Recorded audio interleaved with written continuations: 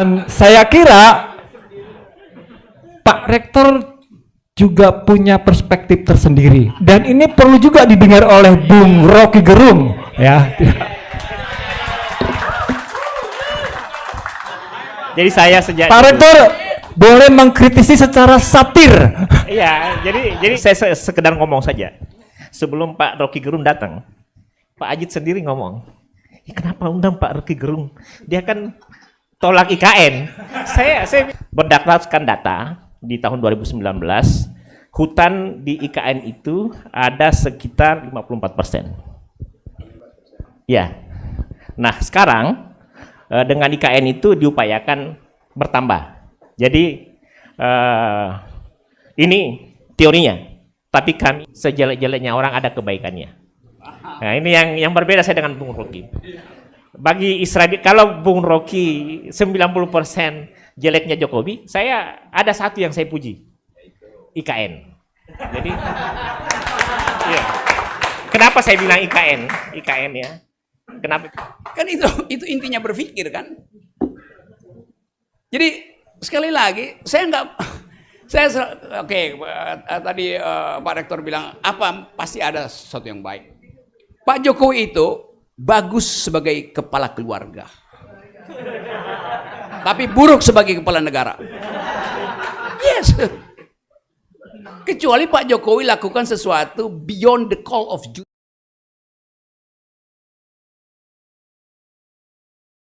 Kita langsung saja mendengarkan pidato kenegaraan dari Presiden Akal Sehat Bung Rocky Gerung. Silakan Bung Rocky.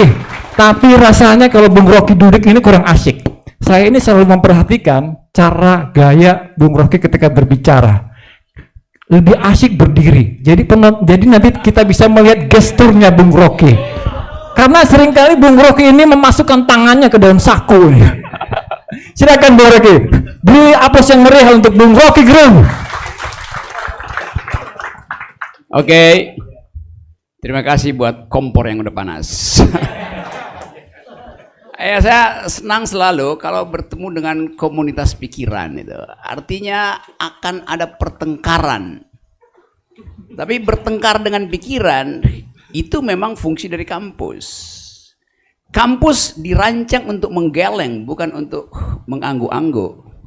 Apalagi terhadap negara tuh. Kalau kita pelajari riwayat universitas di seluruh dunia dari 300 tahun sebelum Masehi, kampus itu dirancang untuk mengatakan tidak pada kekuasaan, mengatakan tidak pada kekuasaan.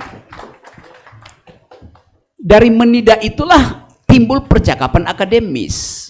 Jadi tadi Pak Pembina memakai beberapa istilah yang saya bisa langsung tahu konteksnya itu. Ali Syariati.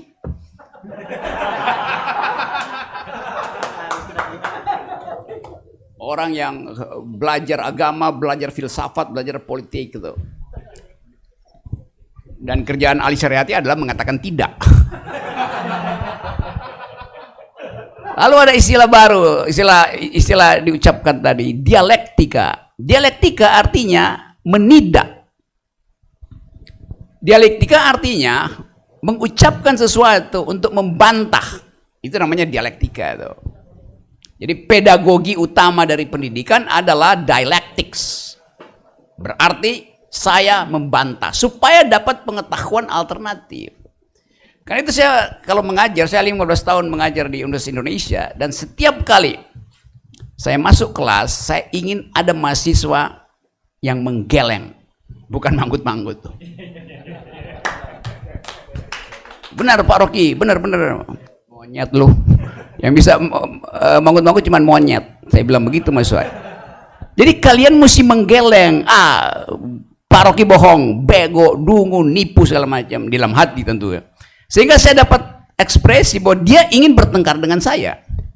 Mahasiswa itu bukan murid saya, mereka adalah teman berpikir saya. Namanya TTM, teman berpikir. Universitas Balikpapan, Uniba itu bukan Universitas Balikpapan, Universitas Berakal, Uniba. Dan Anda tahu, pikiran hanya disebut pikiran bila ada yang menentang pikiranmu.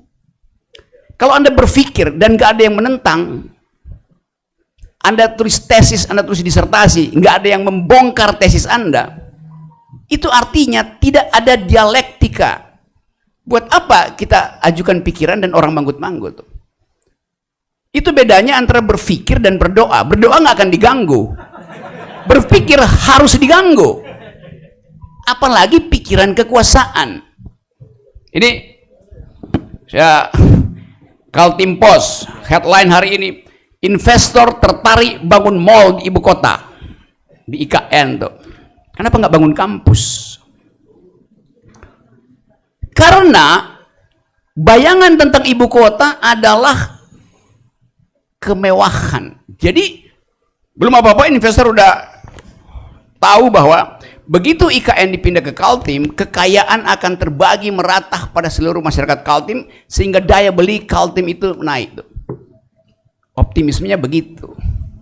Padahal barusan kita dengar semacam pesimisme bahwa distribusi tidak dihasilkan, otonomi daerah itu adalah permainan di atas kertas saja. Jadi kalau kita tanya investor tertarik bangun mall di ibu kota, ini sekedar semacam sinisme. Ini baru berlaku investor tertarik bangun mall di IKN kalau Kaltim betul-betul berdaulat. Daulat yang paling tinggi artinya merdeka.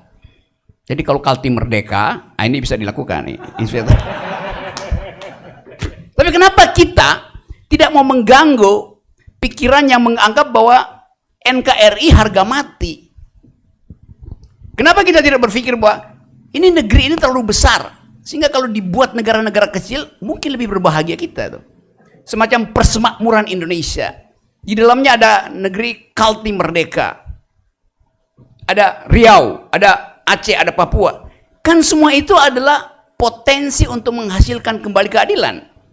Kenapa Papua marah-marah, bergolak? Kenapa Aceh ingin merdeka? Kenapa Riau juga mempromosikan otonomi semaksimal mungkin? Demikian juga Maluku, Minahasa. Jadi faktual, semua kita sebagai bangsa, kita tidak berupaya untuk melihat kemungkinan bahwa kalau negara ini dibuat kecil-kecil, bangsa ini dibuat kecil, mungkin kita lebih bahagia. Sama seperti Amerika, ada negara bagian tuh, persemakmuran Inggris segala macam.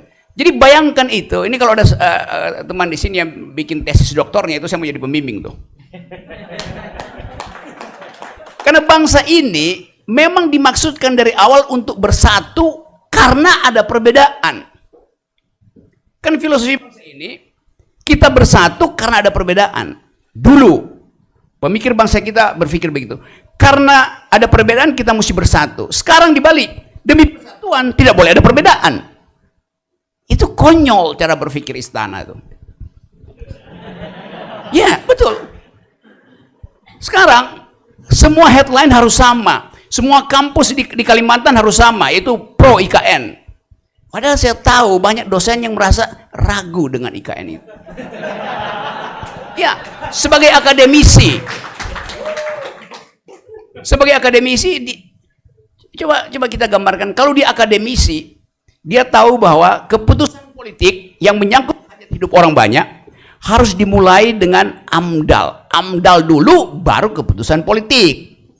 Yang terjadi di IKN, Presiden Jokowi telah memutuskan untuk memindahkan ibu kota, lalu kampus-kampus diminta lakukan AMDAL. Dungunya di situ. Ya, itu sama seperti naruh gerobak di depan kuda. Ya nggak jalan-jalan. Saya terangkan itu secara metodologis. Kalau kita belajar environmental ethics, AMDAL di dalam filsafat lingkungan adalah usaha maksimal untuk menghalangi pembangunan infrastruktur. Itu filosofinya. Kalau akhirnya lolos, itu artinya infrastrukturnya betul-betul environmental friendly, ecological sound. Itu intinya tuh. Jadi memang AMDAL itu adalah nasihat alam untuk melindungi dirinya sendiri. Jadi filosofi itu mesti kita pastikan ada di situ tuh. Sekarang kita lanjutkan dengan keadaan kita hari ini. Apakah kita tadi masih bisa memikirkan masa depan itu? Tadi saya tempatnya brand Politika, membahas soal kecemasan generasi muda sedunia tentang masa depan. ILO barusan mempublikasi hasil riset mereka tentang apa yang disebut harapan setelah COVID selesai. Di situ diperlihatkan bahwa, dan ini penting diingat oleh teman-teman di sini, usia kerja 15 sampai 25 tahun setelah COVID adalah usia yang paling rentan untuk mengalami penderitaan karena tidak ada pekerjaan. Itu di seluruh dunia itu, begitu. Dan dari skala 15 sampai 25, perempuan adalah yang paling rentan terhadap janji masa depan. Karena kondisi sosial kita masih mengunggulkan laki-laki. Juga dalam statistik yang sama diterangkan bahwa yang berpotensi untuk masuk lapangan kerja 40% adalah laki-laki. Perempuan hanya 17%. Jadi Anda lihat bagaimana dunia ini masih rentan terhadap gender equality. IKN itu juga adalah akibat dari arogansi patriarki itu. Dengan asumsi bahwa bila ibu kota dibangun, maka lapangan kerja akan terbuka. Padahal kita tahu di Kaltim ini kondisi SDM-nya sangat parah itu. Coba bayangkan kalau Pak Jokowi bilang, saya akan bangun kampus dulu, baru saya bangun ibu kota negara. Supaya Kaltim bisa jadi ibu kota pikiran. Itu yang lebih mewah sebetulnya tuh. Nggak ada di dunia ini orang menganggap bahwa satu waktu ibu kota itu akan dianggap sebagai, yaitu artefak aja, orang nggak peduli itu. Karena orang akan berkantor di cloud. Elon Musk sekarang sudah merancang kota di Mars. Anda baca kira-kira 2 minggu lalu, salah satu perancang kota masa depan di Mars adalah seorang perempuan warga negara Indonesia. Arsitekturnya dihitung sedemikian rupa sehingga memungkinkan orang bisa bekerja dari Mars. Jadi bayangkan seorang perempuan Indonesia sudah sedang merancang perumahan di Mars, sementara seorang laki-laki presiden Indonesia masih ingin nanam beton di Kalimantan Timur. Jauh betul jarak intelektualnya. Sungguh ini saya serius mengatakan itu. Tapi Anda bisa buka di internet tentang Future City yang dirancang oleh perempuan Indonesia. Yang lari dari Indonesia ketika kerusuhan 98. Dan dia diterima di Harvard, di segala macam pusat, sekarang disewa sebagai konsultan arsitektur ruang angkasa. Otak Indonesia itu justru diselamatkan oleh teknologi Amerika Serikat. Dan kita di sini masih bicara tentang ibu kota baru. Apa relevansinya? Tentu itu bernilai sebagai hal yang secara ekonomi bisa menghidupkan lapangan kerja. Tapi dari perspektif ilmu pengetahuan itu adalah barang yang udah nggak laku. Orang bangun ibu kota nggak laku. Tapi presiden masih bilang, dan semua para pendukung ide itu akan jadi semacam surga kecil. Nanti ada taman bunga di situ, ada lampu-lampu bercahaya, air mengalir deras, di mana-mana ada internet. Yes, 5 tahun ke depan bahkan itu udah nggak ada di dalam pelajaran arsitek. Nggak ada pentingnya itu. Mungkin dalam 2 tahun selesai barang itu. Karena ilmu pengetahuan berubah setiap 8 jam. Efek estetik kita yang membayangkan planet Mars itu membatalkan semua asumsi tentang apa yang disebut konstruksi itu. Mungkin nanti dalam 2 minggu ke depan kita bergantor di hologram itu. Saling posting hologram dan bercakap-cakap melalui hologram itu.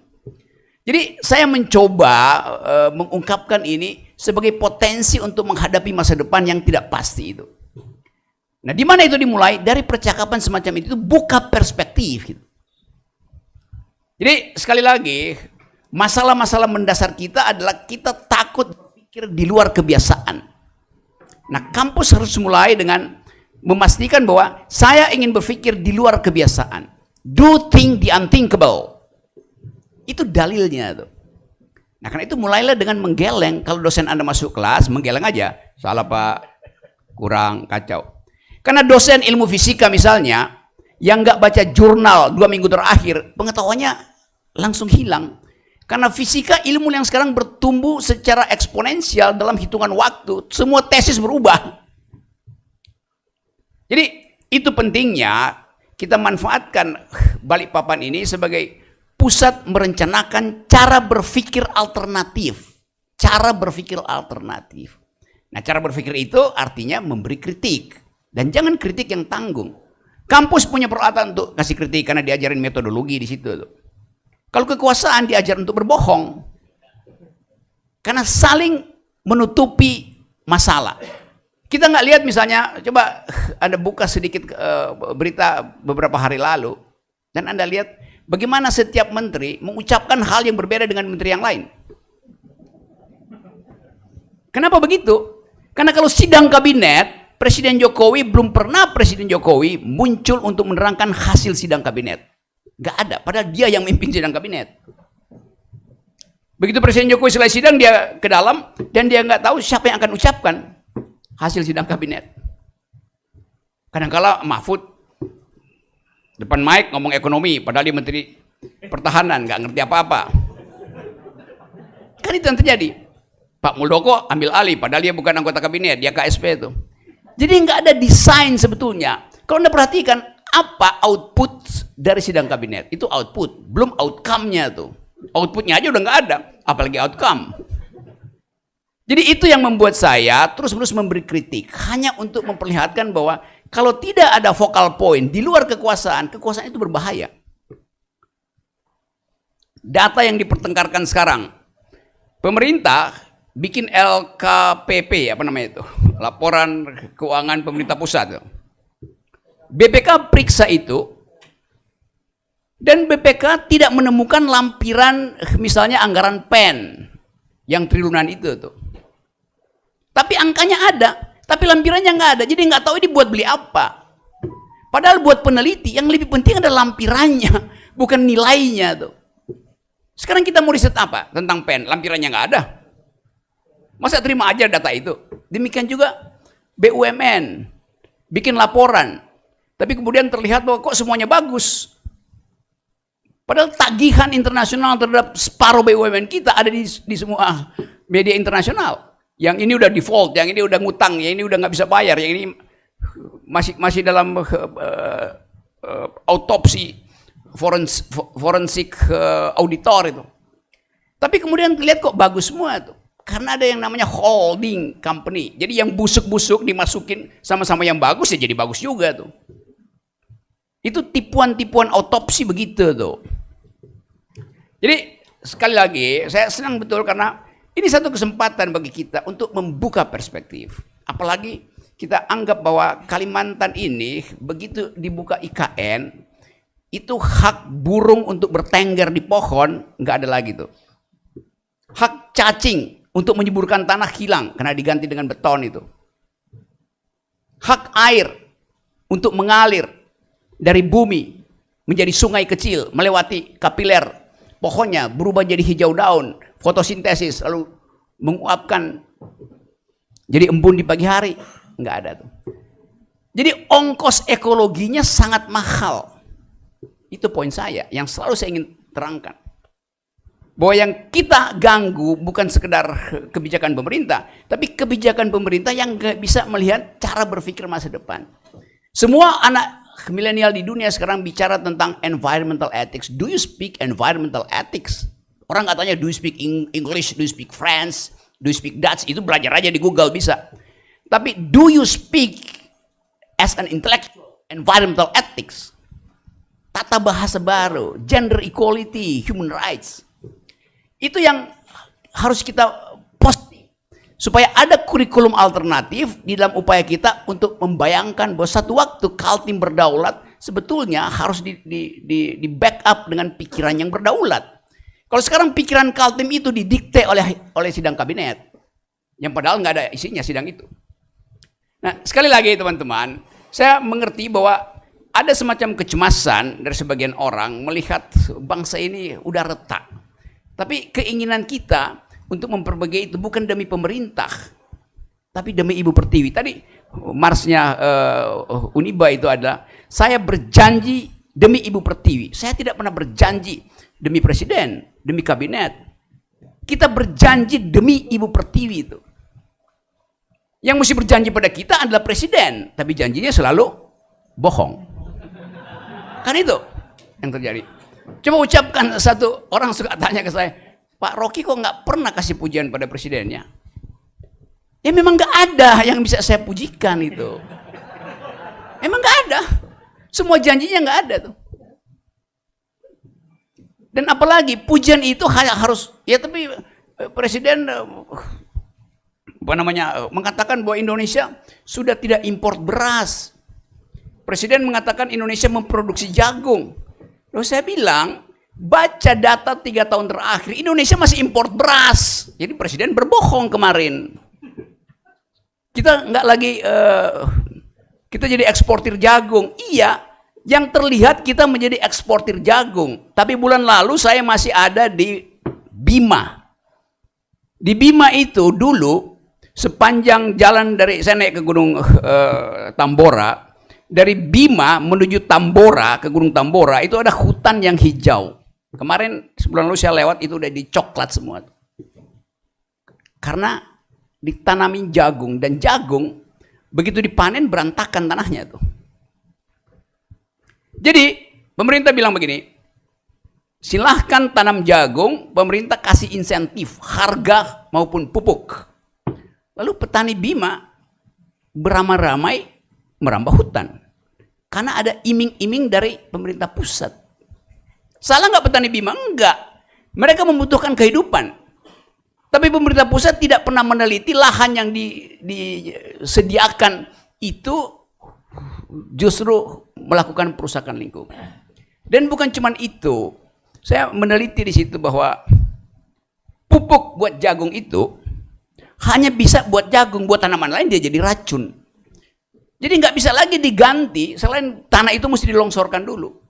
Lebih dari itu, punggung gunung di sekitar Teluk Bima itu, karena udah kena racun, pestisida, jagung segala macam, dia jatuh ke Teluk Bima. Sehingga satu waktu tuh ribuan ikan itu ngambang, mati. Ketika diteliti, oh itu karena racun dari gunung itu jatuhnya ke teluk. Itu betul-betul ini teluknya dikelilingi. Jadi kita lihat tadinya hutan, sekarang kita lihat kebun jagung. Jadi nggak ada perspektif ekologi di situ. Memang Indonesia akan dianggap, oke, kita sekarang mampu memproduksi jagung, tapi sekaligus kita mematikan ikan. Kan konyol cara berpikir itu, bukan konyol, dungu. Jadi itu yang saya sebut berpikir alternatif. Demikian juga kalau kita membayangkan masa depan Kalimantan Timur. Kita harus berani memikirkan Indonesia pasca Jokowi bentuknya kayak apa. Semua bayangan kita tentang NKRI, kita sebut NKRI harga mati itu. Coba diuji misalnya secara ilmu pengetahuan. Kalau terjadi konflik bersenjata di Laut Cina Selatan dan nyambung ke Teluk Taiwan antara Cina dan Amerika, berapa lama daya tahan NKRI harga mati itu? 14 jam. Begitu terjadi perang di Cina Selatan, Indo-Pasifik, armada ke-7 Amerika dari Filipina, dia naik ke Okinawa, yang dari Okinawa turun ke Singapura, lalu kita dijepit di Cina Selatan. Kita masih mengimpor kentang, bawang, putih dan merah, kedelai, daging sapi, daging ayam, melewati Cina Selatan. Obat-obatan antibiotik di situ semua. Jalur BBM kita ada di situ. Kalau dijepit di situ, dan di atas udara kita Amerika bilang no fly zone, nggak boleh ada pesawat terbang di situ tuh. Dalam 14 jam, bayangkan berapa banyak mahasiswa yang nggak bisa lagi makan Indomie. Berapa banyak ibu-ibu di puskesmas yang tidak punya antibiotik, lalu rahimnya mengalami infeksi. dan gugurlah calon-calon pemimpin generasi baru. Itu konsekuensi. Jadi kalau kita bilang Indonesia NKRI harga mati, ya matinya adalah 14 jam. Dan kita nggak mendengar misalnya Presiden Jokowi kasih semacam public address tentang potensi krisis di Indo-Pasifik. Padahal di depan mata kita itu berseliweran kemarin di atas Taiwan, manuver pesawat Cina di situ. Kalau terjadi kekacauan di situ, Bandara Balikpapan akan dipaksa Amerika untuk tempat dia parkir pesawat tempur. Lalu IKN jadi apa? Jadi landasan pacu pesawat Amerika. Jadi bayangan itu mesti kita aktifkan di pikiran. Bahwa potensi perubahan global itu berbahaya bagi Indonesia yang tidak stabil secara ekonomi dan keakraban sosial tidak dihasilkan oleh pemerintah. Jadi kemana kita arahkan seluruh orasi ini? Ya pada Presiden Jokowi. Masa pada Rektor Uniba? Kan beliau yang berjanji bahwa akan ada 10 juta lapangan kerja. Gak terbukti itu. Iya karena COVID. Sebelum COVID lapangan kerja tidak dihasilkan. Jadi itu inti pikiran kita hari ini yang ingin kita diskusikan. Yang terakhir, Presiden diperintahkan oleh konstitusi untuk 2 tugas. Tugas pertama adalah cerdaskan kehidupan bangsa. Tugas kedua adalah pelihara fakir miskin. Hanya itu tugas konstitusi pada presiden. Itu wajib dijalankan presiden. Kalau kita uji sekarang, cerdaskan kehidupan bangsa. Yang mau dibangun adalah mall. Nggak ada orang jadi cerdas setelah mondar-mandir nyari barang kortingan di mall. Jadi dari awal kita lihat desainnya nggak ada. Sementara Anda lihat misalnya di universitas-universitas negeri hari ini, universitas di luar negeri hari ini, ada pelajaran tentang cryptocurrency. Nggak ada di Indonesia tuh. Padahal dalam 2 tahun ke depan semua infrastruktur ekonomi akan diselenggarakan melalui cryptocurrency.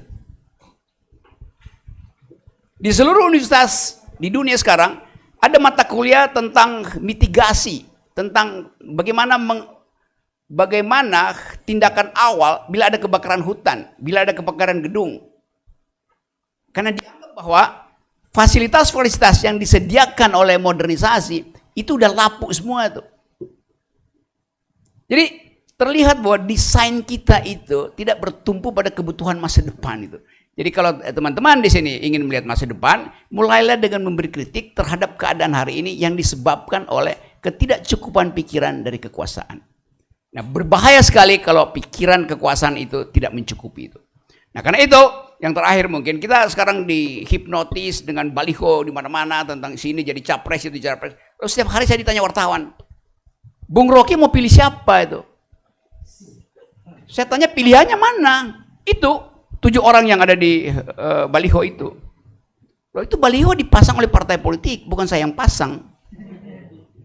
Bukan Universitas Balikpapan yang pasang. Lain kalau Universitas Balikpapan mengundang semua calon presiden di sini berdebat dengan saya. Siapa yang lolos, dia diajukan. Kan begitu cara berpikir kan? Ngerti nggak semua calon presiden tentang apa yang barusan saya terangkan tadi? Itu terlihat semakin besar baliho seseorang, semakin takut dia bertengkar di universitas itu. Ya. Dan kita kagum dengan baliho yang besar itu. Tapi kita nggak tahu otaknya di mana. Kan memeriksa otak itu di dalam perdebatan, bukan dengan pasang baliho. Kampanye itu artinya berlawanan pikiran, melawan pikiran, itu namanya kampanye. Nggak ada orang melawan pikiran kalau kampanye di atas panggung dangdut. Jadi saya ingin agar supaya Universitas Balikpapan berpolitik dengan maksud menguji kapasitas seseorang. Nah, apa ujiannya? Elektabilitas bukan. Kalau seseorang diundang ke universitas, dia nggak boleh datang dengan Pak Rektor, ini elektabilitas saya. Lembaga mana yang rating Anda itu? Semua lembaga tukang bohong. Yes. Kecuali brand politika. Yang tadi barusan secara jujur saya bongkar tadi. prestasi awal rebranding dengan riset yang betul-betul mikro untuk mengetahui apa yang terjadi di kecamatan itu, pikiran kecamatan itu, bukan pikiran negeri. Jadi sekali lagi, undanglah mereka ke sini bukan untuk minta mereka pamerkan elektabilitasnya, tapi pamerkan etikabilitasnya, pamerkan intelektualitasnya, baru elektabilitas.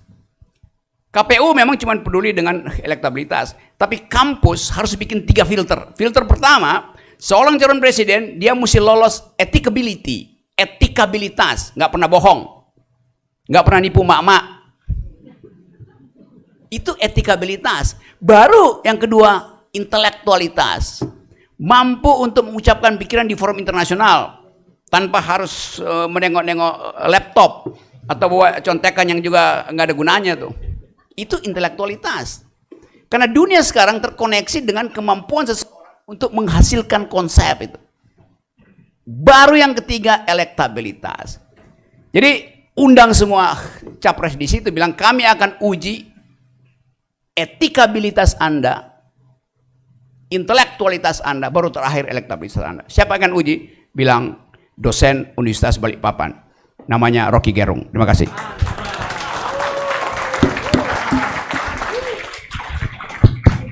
Terima kasih Bung Rocky Gerung. Beri aplaus sekali lagi.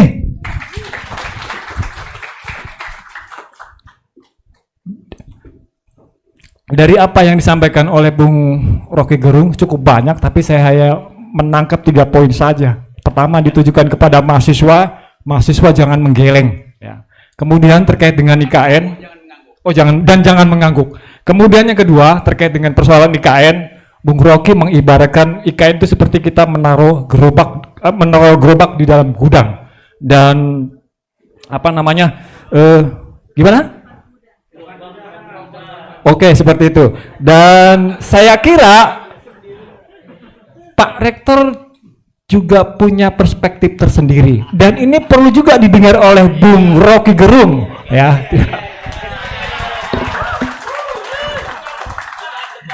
Iya, jadi memang saya sejak dulu. Jadi saya sejak Pak Rektor boleh mengkritisi secara satir. Iya, jadi begini. Saya sebelum ketemu Bung Rocky, saya itu menjadikan ada istilah bahwa yang berbeda pendapat itulah kawan berpikir. Jadi mulai dari yang kontra, dan yang kontra setiap misalnya dia ngomong gini, oh di IKN itu tidak ada air. Saya akan cari referensi dan secara keilmuan saya harus lakukan itu. Misalnya, oh ini ekonomi apa? Ekonom bilang ini tidak bisa dibangun, duit dari mana? Saya mencoba mencari itu karena itu perspektif yang bagus. Jadi saya sekedar ngomong saja. Sebelum Pak Rocky Gerung datang, Pak Ajit sendiri ngomong, kenapa undang Pak Rocky Gerung? Dia kan tolak IKN. Saya bilang saya justru nunggu beliau. Ada beberapa catatan. Iya. Jadi enggak bagus, saya sependapat. Jadi yang pertama, saya termasuk pengagum Rocky Gerung terkait dengan ide cemerlang, kemudian kejujuran, itu yang saya suka. Tapi sekaligus karena saya suka beliau, saya mengamalkan apa yang dia sampaikan. Saya akan menggeleng untuk beberapa hal, karena dia butuh gelengan itu ya. Yang pertama, AMDAL. Jadi sekedar informasi kepada Bapak Rocky Gerung, sebelum IKN dipindahkan, saya saat itu adalah Ketua Persatuan Insinyur Indonesia Kalimantan Timur, kemudian Dekan Teknik Uniba, sekaligus Sekjen Dekan Teknik se-Indonesia. Iya kan. Nah, tadi ada kata-kata AMDAL. Ini dalam perspektif ini, saya dukung pernyataan Rocky Gerung. Jadi memang kita harus secara tegas untuk menyatakan ketika AMDAL itu tidak ada, itu bangunan tidak layak untuk dibangun. Untuk itu saya sependapat. Ya. Kemudian ini sekedar informasi saja. Dari judul Kaltim Berdaulat, ya kan, Kaltim Berdaulat, dulu, kini dan masa depan, ada yang saya mau sampaikan. Tadi di ruangan saya beberapa hal saya sudah sampaikan bahwa dengan adanya IKN ini ada manfaatnya juga, Pak Bung Rocky. Jadi kami lihat perspektif manfaat aja. Satu, pas ada IKN, Itu dari kilo 38 ke IKN itu langsung ada jalan. Padahal dulu itu jelek, ya kan. Terus ada IKN jembatan Pulau Balang, itu diselesaikan segera. Kemudian ketika ada isu IKN, bendungan Sepaku Semewi itu diselesaikan, yang seharusnya menurut pikiran saya tidak akan selesai, iya kan. Nah, itu. Terus ada IKN, tiba-tiba penduduk Kutai Kertanegara, di sana ada sekolah polisi negara. Jadi penduduknya itu banyak yang diangkat menjadi polisi. Ketika ada IKN, itu beberapa buka polsek baru. Jadi saya lihat, saya tidak berpikir jauh. Yang saya pikirkan perspektif manfaat. Satu lagi yang saya sampaikan, saya mewanti-wanti. Tadi di lagu Indonesia Raya, bangun badannya, bangun jiwanya. Satu yang saya selalu sampaikan, jadi tiap minggu saya nulis memang. Saya sampaikan, jangan bangun infrastruktur IKN tanpa membangun SDM-nya. Jadi SDM-nya. Nah, satu hal ini pertama kali saya sampaikan di forum nanti depannya Bung Rocky Gerung. Jadi kan selama ini kayak Bung, itu kami banyak perusahaan di sini, banyak perusahaan internasional, kaya-kaya mereka. Ada CSR, tapi tidak terlalu kelihatan. Khusus IKN ini saya mau bilang begini, kan ada misalnya anggaplah nilai proyek 2 triliun. Biasanya kalau secara aturan CSR 3%. Yang satu yang saya tuntut sebenarnya adalah bagaimana mencerdaskan warga IKN. Iya kan? Nah, kita perspektif misalnya pembangunan 2045. Kita pakai model Jepang, semua anak kecil yang sekarang masih misalnya lahir atau itu disekolahkan. Itu kalau bicara mau smart gitu kan. Oke, terus lanjut lagi hak air, ongkos ekologi. Ini saya sampaikan fakta Bung Rocky Gerung.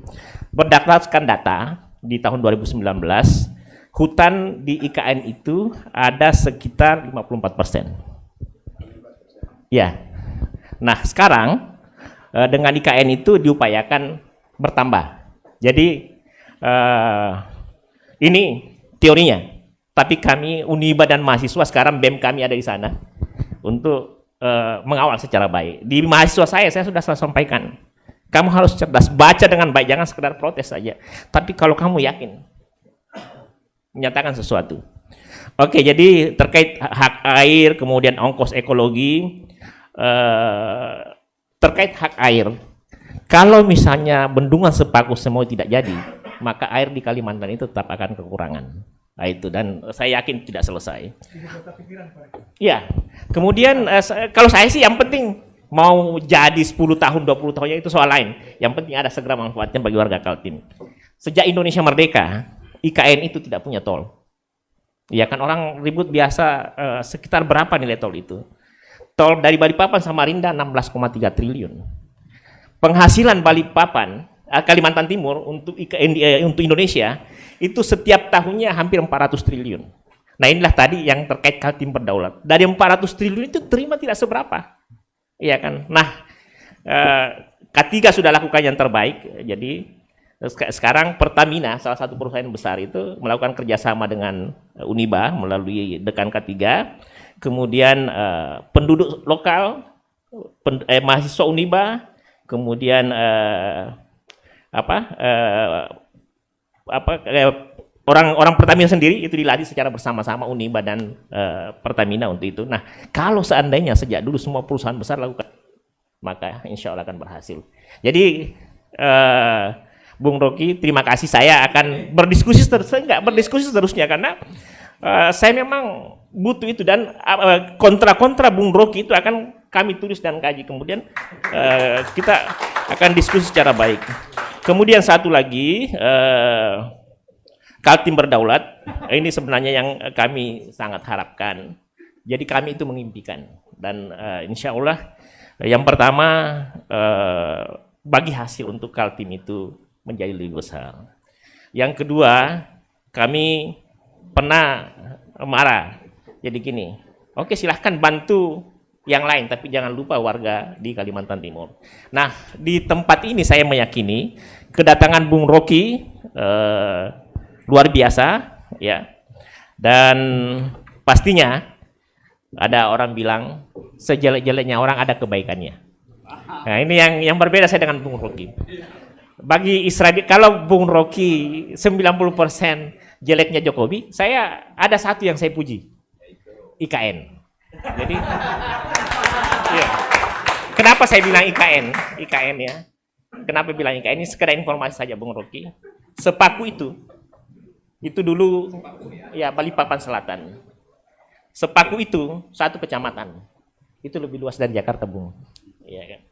Nah, dengan demikian, yang pertama, sekarang sejak ada di sana, kalau saya lihat asas manfaatnya bagi kita saja, geliat ekonomi, kemudian geliat pembangunan SDM. Jadi sekarang, ini sekedar informasi saja, di Sepaku, siapapun yang ingin punya pelatihan, tinggal dicatat, akan dikasih pelatihan secara gratis. Ya, tapi apapun itu, secara teoritis Undang-Undang Nomor 3 Tahun 2020, Peraturan Pemerintah Nomor 17, 62, 63, kemudian Peraturan Presiden itu baik. Tapi jujur saja, Uniba akan berada di garda terdepan untuk mengawal itu. Ya, dan kita tahu biasanya kadang-kadang tidak sesuai praktek dengan teori, dan Uniba akan hadir di sana untuk memperbaiki itu. Ya, itu saja yang saya sampaikan, sekedar pembanding. Jadi di Indonesia dicatat, Bung. Jadi saya pernah dipanggil menghadap khusus sama orang penting di otorita lah. Salah satu pernyataannya itu Rektor Uniba adalah pengawal utama daripada ibu kota negara. Ya, karena saya sangat yakin bahwa karena IKN itu akan membuat Papua yang selama ini 5 jam ke Jakarta akan singkat. Kemudian satu hal, IKN ini kalau misalnya secara Bhinneka Tunggal Ika, proporsinya ini 35% Jawa, 20% sisanya gabung-gabung. Jadi itulah yang pada intinya. Dan satu hal lagi, dalam perspektif ekonomi, di IKN itu ada yang namanya ALKI 2, Alun-Alun Kepulauan Indonesia 2, yang sama dengan Selat Malaka, yang kasih Singapura triliunan rupiah. Nah, bagi saya satu hal, jadi yang ini kata kuncinya begini, IKN ini untuk sementara memberi manfaat yang sangat banyak bagi masyarakat.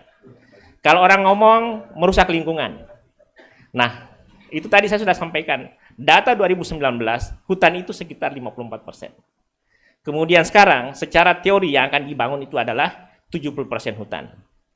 Kemudian yang kedua yang saya perlu sampaikan juga bahwa terkait dengan ibu kota negara, itu bekas-bekas tambang. Jadi saya biasa nyari narasumber utama. Jadi Wakil Menteri Lingkungan Hidup pernah ke sini juga hanya untuk menyampaikan seperti itu.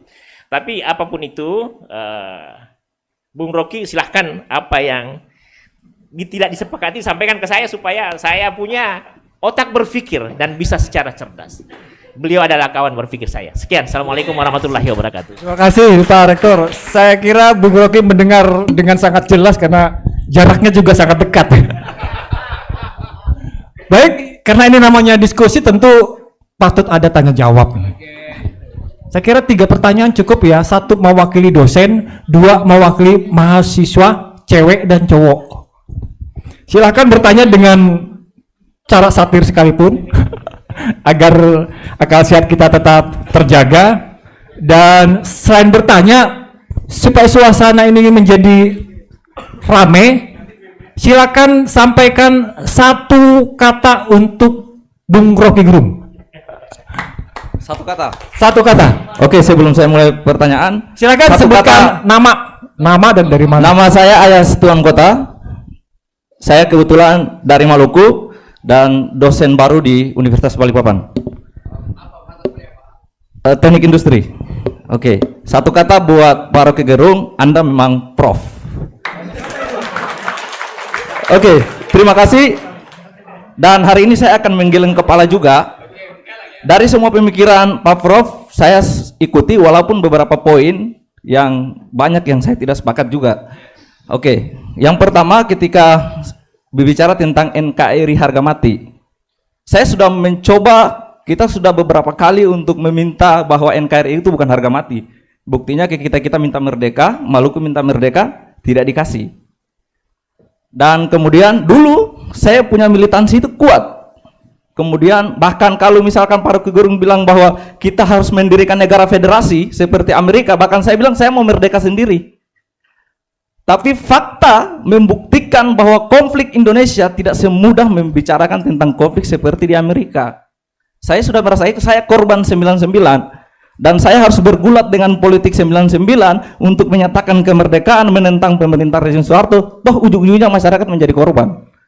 Makanya saya hari ini masih bertahan di NKRI harga mati, walaupun bukan pemerintah buat saya harga mati, gitu. Itu perspektif saya, dan saya menentang betul bahwa NKRI harga mati dan pemerintah saya tentang, sepakat. Karena kesejahteraan masyarakat Maluku hari ini tidak pernah sejahtera, tapi bukan berarti saya tidak NKRI, gitu. Itu yang pertama. Yang kedua, saya tidak sepakat bahwa kita akan mencoba dalam sebuah dialektika. Logik kita mengatakan bahwa kenapa kita tidak mencoba negara kecil seperti negara bagian dan sebagainya. Dan saya rasa mungkin cukup di forum ini untuk kita membicarakan itu, karena fakta di lapangan kita pasti akan berkonflik. Oke, seandainya semua orang berpikir seperti Pak Prof, maka saya yakin saya orang pertama yang akan minta merdeka. Gitu. Yang berikutnya, hari ini saya melihat Kaltim, pendapatan bagi hasil Kaltim itu hanya 10,74 triliun. Dari total yang saya lihat dari Pak Rektor mengatakan ada sekitar 400 triliun. Artinya hari ini Kaltim mendapat bagi hasil yang sedikit. Nah, kalau saya merasa itu masih untung. Saya APBD-ku dari tahun ke tahun itu cuma 2,4 triliun. Itu yang tertinggi. Dan hari ini kita tidak pernah mengatakan bahwa kita harus minta merdeka dari NKRI. Karena saya tahu mafia sejati di Indonesia ini bukan hanya tentang presiden, bukan tentang menteri. Mafia itu ada di sekecil-kecilnya di tengah-tengah masyarakat kita. Pemerintah daerah itu mafia yang paling terbesar yang saya rasakan. Gitu. Contoh, ketika IKN pindah di sini, saya sudah pernah meneliti, tapi saya tidak berani untuk mengungkapkan tulisan saya tentang itu. Mafia tanah yang ada di Kaltim itu paling besar sekarang. Dan siapa yang punya mafia tanah itu, kita lihat ada yang pernah menjadi tersangka. Saya harus jujur di sini tentang mafia tanah. Kita tidak semerta-merta bukan berarti saya pro dengan Jokowi, tidak. Tetapi ketika Pak Rocky menghadirkan pembandingnya Jokowi, misalkan Anies Baswedan, saya tidak sepakat. Ketika saya tolak Jokowi, tapi bukan berarti Anies. Artinya kalau saya mengkritik Pak Rocky itu adalah ketika menghadirkan lawan politik yang tidak sebanding menurut saya, menurut perspektif saya. Mungkin nanti bisa dikritisi. Yang berikutnya adalah ya Kak, boleh? Ya terakhir ya. Boleh. Boleh. Boleh, saya ini karena tadi menyinggung tentang perempuan, saya mengingat perkataan Om Rocky. Ini sapaan akrab, boleh ya siapa enggak Om?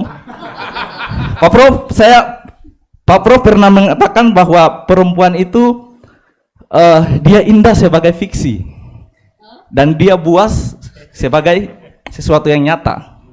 Nah, itu yang saya kritisi ketika Pak Prof membandingkan antara posisi perempuan yang harus secara patriarki yang Pak Rocky kritisi. Dan saya mau mengatakan bahwa perempuan itu dia indah bukan hanya secara fiktif, tapi di depan mataku dia begitu indah. Gitu. Jadi bukan hanya fiktif saja bahwa dia indah, tapi kenyataannya dia indah. Begitu. Terima kasih. Wassalamualaikum warahmatullahi wabarakatuh. Saya kira langsung dijawab langsung ya oleh Bung Rocky. Saya tangkap ini persoalannya adalah soal kesejahteraan yang menurut Mas itu dibajak oleh elit baik di tingkat nasional ataupun lokal ini. Oke, saya senang banget karena umpan saya berhasil. Semua orang menggeleng hari ini dan saya kasih A+. Tadi saya bicara tentang environmental ethics. Environment itu harus dibaca di dalam sistem bumi itu, bukan lokal. Jadi kalau saya bilang environment, artinya saya paham bahwa kepak sayap kupu-kupu di hutan Amazon bisa menimbulkan badai di California. Badai di California bisa membatalkan panen jagung di Bima. Panen jagung yang batal di Bima bisa memiskinkan orang Ambon. Orang Ambon yang miskin bisa menghasilkan radikalisme baru. Itu yang disebut cara berpikir environmental ethics. Itu intinya tuh. Jadi kalau misalnya kita tanya ibu kota baru itu indah di mana? Lalu Pak Jokowi buka laptopnya. Lalu oh ya indahnya di laptop Pak Jokowi. Tapi itu bukan environmental perspective. Itu artinya melihat environment. Kalau kita lihat dari udara, tutupan hijau Indonesia itu makin lama makin banyak. Jadi kalau dibilang itu apa namanya tanah merah yang terbengkalai, sekarang tutupannya makin banyak. Tetapi itu dilihat dari udara. Kalau kita periksa, dia jadi hijau karena lapangan golf, karena sawah, karena jagung. Itu bukan yang disebut keanekaragaman hayati. Jadi kalau sekedar memperlihatkan, nanti juga Pak Jokowi bilang secara statistik Anda lihat ini hijau semua. Iya, tapi hijau karena lapangan golf. Itu bukan reboisasi itu. Itu intinya. Saya kasih perbandingan misalnya itu. Papua itu punya hutan 37 juta hektar. 80% adalah hutan primer. Di dalam hutan primer itu ada kurang lebih 20.000 jenis tanaman. Jenis ya. 600 jenis mamalia, 7.000 jenis ular, 120 jenis serangga, dan 400 masyarakat adat di hutan 37 juta itu. Lalu diputuskan oleh kabinet, kita akan bikin food estate di situ. Konsekuensinya babat hutan itu, bikin jalan di tengah hutan itu. AMDAL artinya tanya pada penghuni habitat itu, cacing Anda mau nggak dipindahkan dari gemburnya tanah? Masyarakat adat mau nggak digusur dari tanah adatnya? Pohon mau nggak ditebang untuk food estate? Lalu orang berpikir gila apa nanya pada cacing? Nanya pada pohon itu. Karena pada waktu itu kira-kira 8 atau tahun 70-an nggak ada yang disebut perspektif hukum lingkungan. Tapi satu waktu di Amerika ada wilayah yang hendak dibabat untuk dijadikan semacam ancol gitu, taman hiburan itu. Dan seorang profesor hukum menghalangi ditebangnya sebatang pohon. Si profesor bilang begini, pohon itu punya hak hukum untuk membela dirinya ke depan pengadilan. Namanya legal standing. Semua orang anggap gila, pohon gak bisa berjalan di depan pengadilan. Datang before the law untuk mempertahankan haknya. Tetapi si profesor bikin perumpamaan. Sebatang pohon dilindungi oleh masyarakat adat yang ada di sekitar pohon itu. Jadi masyarakat adat bisa mempertahankan hak pohon itu. Dari situ timbul istilah legal standing. Paper kecil yang ditulis oleh sang profesor, namanya Christopher Stone, tahun-tahun 70-an, judulnya Should Trees Have Standing? Apakah pohon punya hak untuk mempertahankan diri? Kan dia bukan manusia. Akhirnya pikiran dunia berubah, yaitu pakai perspektif environmental ethics.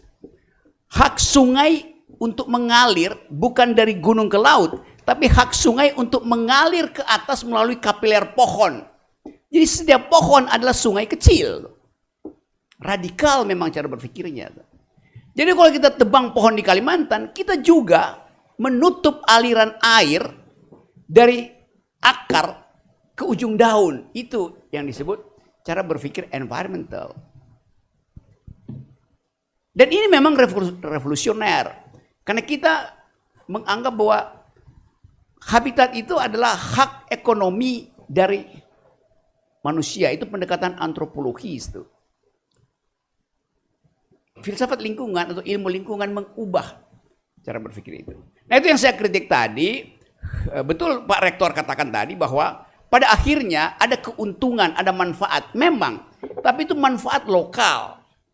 Yang bertentangan dengan prinsip kepak sayap kupu-kupu yang hilang di Kalimantan bisa menimbulkan badai di Nusa Tenggara Barat. Itu yang namanya keadaan homeostatis yang diganggu. Itu cara berpikir filosofi itu. Lain dengan cara berpikir kabinet pasti menganggap bahwa oke, lebih baik diaktifkan lebih dahulu, ada daya beli. Tapi saya tahu kecerdikan dari rektor Uniba. Yaitu yang penting jalannya dibikin dulu. Airnya dialirin dulu. Itu juga berguna sekali kan. Jadi kalau IKN-nya batal, Pak Rektor, bagus juga. Batal, tetapi jalannya udah jalan. Kan begitu. Kecerdasannya begitu. Nanti saya akan bocorkan ilmu ini ke rektor-rektor yang lain. Supaya minta dana riset, penting itu. Agar supaya ada pertukaran pikiran semacam ini di universitas. Itu duel argumen, biasa aja kan. Tapi kalau misalnya ilmunya Pak Rektor ini diketahui publik, semua kota provinsi akan minta dibuatkan ibu kota. Supaya ada jalan tol dibangun, supaya macam-macam gitu kan. Tapi sekali lagi, saya terangkan itu dari perspektif filosofi. Saya ambil bagian makronya itu. Karena kalau kita bicara tentang environment, kita harus kaitkan dengan efek ekologisnya terhadap keadaan lain. Di tempat yang lain, bukan sekedar di Indonesia, tapi di tempat yang lain tuh. Itu poinnya. Tapi ini bab pertama, nanti kita akan bicara lagi dan kan nanti punya lawan yang sepadan. Itu pentingnya percakapan di dalam ruang kampus semacam ini. Kalau saya bercakap-cakap di DPR udah pasti dari awal DPR ngapain denger si Rocky itu. Dia ngomongin filosofi itu. Nah, orang yang buta huruf filosofi itu buta huruf semua ilmu. Yes, karena filosofi is the mother of sciences. Itu. Jadi saya ingin pastikan bahwa percakapan ini adalah percakapan akademis. Saya pindah pada soal tadi, soal NKRI harga mati itu. Kalau kita lihat sejarah bangsa-bangsa, semua persatuan yang dipaksakan dalam bentuk harga mati, pan Americana, pan Britannicana, atau pan Sovietika itu semuanya berantakan. Kenapa? Karena selalu ada keinginan untuk mengendalikan dari pusat. Itu bahayanya tuh. Dan pengendalian itu jadi racun di dalam diri kekuasaan. Kekuasaan selalu ingin mengendalikan. Nah, kehangatan demokrasi menghendaki ada kelegaan untuk memberi kesempatan orang memikirkan hal yang lain. Hari ini saya mau mendirikan negara Islam itu. Besok saya berubah pikiran. Karena saya anggap mendirikan negara Islam dengan hasil statistik bahwa partai Islam cuma 12%, nggak mungkin saya lakukan. Tapi di hati saya ingin. Kenapa? Karena saya hitung keadilan versi Islam lebih bagus dari keadilan versi kapitalis. Jelas. Saya dalilkan itu. Tetapi begitu saya bangun pagi, saya lihat faktanya. Partai Islam itu cuma 12%. Nggak mungkin saya buktikan. Oke, saya pindah. Saya mau jadikan bermimpi bikin negara komunis tuh. Karena komunisme adalah dialektika, hasil dialektika dari kapitalisme itu. Saya ingin lakukan. Tapi saya baca koran pagi-pagi, model terakhir dari negara komunis tinggal bukan Korea Utara. Cina udah kapitalis itu. Jadi bayangan saya tentang komunisme yang diajarkan oleh Marxisme beda dengan yang dihasilkan di Korea Utara yang otoriter. Hilang mimpi saya, tapi pikiran itu tetap ada. Saya ingin Kalimantan Timur merdeka. Karena saya anggap negeri ini punya semua potensi. Oksigen berlebih, semua mineral ada di sini. Otaknya, IQ-nya menyala-nyala. Tapi ketika saya ingin Kaltim merdeka, lalu saya diganggu, nanti Ambon ikut merdeka. Nanti Aceh ikut merdeka. Padahal saya baru mau bikin contoh Kalimantan Timur merdeka. Kalau dia sukses silahkan contoh Ambon itu. Kan begitu jangan berpikirnya. Jangan merdeka dulu, lihat contohnya dulu. Atau saya balik, Ambon duluan, nanti Kalimantan Timur lihat gitu kan. Kan ini cuma ada di dalam pikiran. Ini blueprint ada di situ. Blueprint itu ya tetap blueprint, belum diprint. Jadi ya silahkan menggeleng terus. Tapi saya selalu menganggap bahwa bangsa ini harus dicairkan cara berpikirnya. Yang terlalu beku, harga mati. Apa tuh yang harga mati? Pancasila adalah ideologi negara tuh. Mana ada negara berideologi di dunia ini? Gak ada. Satu-satunya negara terakhir yang berideologi ya fasisme. Di Jerman Nazi itu. Dan Korea Utara tuh. Cuman itu negara berideologi. Kan yang berideologi itu orang yang hidup. Negara itu barang mati, konstruksi hukum. Ngapain punya ideologi? Ngaco cara berpikirnya kan. Tapi disebutkan di mana pernah disebutkan bahwa Pancasila itu adalah ideologi negara? Di mana coba? Nggak ada. Bahkan Bung Karno bilang bahwa Pancasila itu adalah fondasi filosofi. Filosofi Grondslag. Fondasi filosofi. Filosofi artinya boleh dipertengkarkan melalui kayak tadi. Di mana ada coba? Pak Harto bilang Pancasila itu adalah asas tunggal. Asas, bukan ideologi itu. Jadi ajaib kalau Presiden Jokowi bilang ini ideologi negara. Dan gak ada yang protes. Saya yang membaca draft perdebatan itu tahu bahwa nggak pernah disebut Pancasila itu ideologi itu. Tapi kan orang nggak mau protes itu yang ngomong adalah bapak bangsa tuh. Enggak, dia bukan bapak bangsa. Dia kita pilih untuk diganti. Kalau bapak itu kita pilih untuk tidak diganti. Beda perspektifnya. Itu kecerdasan begitu dong. Kan itu intinya berpikir kan.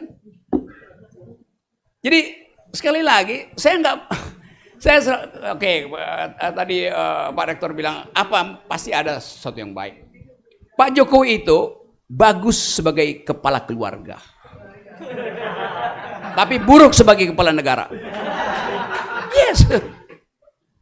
Kecuali Pak Jokowi lakukan sesuatu beyond the call of duty. Melampaui apa yang dibebankan pada dia, baru kita kasih pujian. Kalau Anda mahasiswa misalnya, Pak Rocky, saya dapat A, kasih saya pujian. A itu tertinggi apa terendah? Tertinggi, Pak. Ya memang tugas mahasiswa cari nilai tertinggi. Ya ngapain saya puji, mau itu tugas saudara kok. Kan itu kan. Kecuali Anda dapat A plus itu nggak ada. Jadi kalau Anda dapat A, memang itu tugas Anda. Pujian diberikan kalau Anda melampaui tugas Anda, itu namanya. Kita puji pahlawan karena pahlawan melakukan suatu tindakan beyond the call of duty, melampaui kewajibannya tuh. Maka kita sebut dia pahlawan.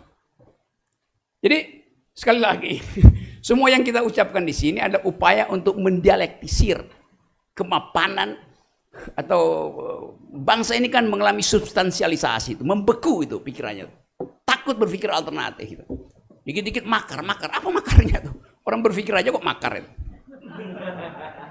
Iya kan? Apa namanya? Tempat jin buang anak. Ya imajinasi aja tuh orang Betawi itu kalau bercanda begitu. Tapi kemudian ada yang melapor, pasti bukan masyarakat adat yang melapor. Ada orang Jakarta yang melapor, baru kedengaran sama masyarakat adat, baru heboh tuh. Padahal apa poinnya? Besok saya jadi saksi ahli lagi buat saya dimulai. Ya. Nanti saya bilang Kalimantan Timur bukan tempat jin buang anak, tapi tempat jin berakal. BA juga, Uniba. Ya teman-teman, saya mengerti bahwa kita tidak punya, udah lama bangsa ini tidak punya teman berpikir. Sehingga kita hanya mengangguk-angguk. Jadi gelengan Anda hari ini adalah kenikmatan berpikir kita bersama. Nah, jadi saya komentar sedikit dulu. Silakan Pak Rektor. Ini memang momen terbaik ketemu. Jadi ini sekedar informasi saja. Jadi saya kasih pencerahan Pak Rocky Gerung sahabat saya ya. Jadi IKN yang sekarang akan dibangun di 2022-2024 itu 900 hektar saja. Jadi sekitar 900 hektar. Yang sebagian besar adalah hutan tanaman industri. Ya, penyangga. Nah, di situ akan dibangun istana dan beberapa itu. Yang penting saya tadi sudah ada bangunan, ya kan? Nah, ini sekedar informasi saja. Hutan tanaman industri akan dirubah, akan diganti dengan berbagai macam tumbuhan. Ya. Kemudian sekarang sudah ada pembibitan dan direncanakan ada 16 juta bibit dan itu untuk penghutanan seluruh Kalimantan. Ini sekedar informasi saja. Pak Rocky, talking about environmental ethics, we know that we talk about the world, you know. Okay, so in my opinion, what should be done in the new capital Indonesia is according to the Undang-Undang Nomor 3 Tahun 2022 is for the world. Only that, yeah. So I think about environmental ethics, as the data I will give to you that in 2019 there are about 54% for forestry, and next will be 65%. So if you talk about yeah. Above. That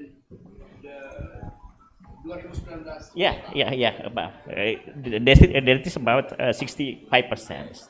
So, in my opinion, jadi ini langsung saja bahwa bicara terkait kerusakan hutan atau environmental ethic di IKN, sebenarnya dengan adanya IKN justru untuk menghutankan kembali, termasuk menagih janji semua bekas-bekas tambang untuk dijadikan hutan. Akan tetapi kalau kita tidak usah bicara, kita bicara 2024 saja. Keuntungan yang bisa diperoleh dari 2004, yang pertama, hutan tanaman industri yang dimiliki konglomerat ya akan diambil alih. Nah, itu satu. Dan sekarang udah mulai. Ya, udah mulai. Terus yang kedua, hutan itu akan dijadikan hutan sesuai dengan komposisi hutan dalam arti sesungguhnya. Yang ketiga, insya Allah akan bermanfaat. Setelah 2024 itu soal lain. Yang penting kasih jari dulu itu. Ya, sekian. Itu aja. Terima kasih. Assalamualaikum warahmatullahi wabarakatuh. Baik, terima kasih. Saya